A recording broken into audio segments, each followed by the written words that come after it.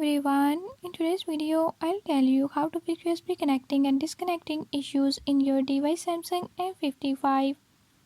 In this video I'm gonna share few tips that you can use to do it.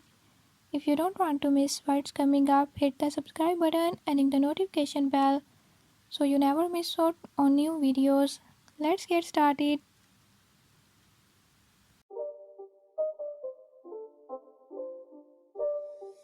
It's not a game, it's a rich thing.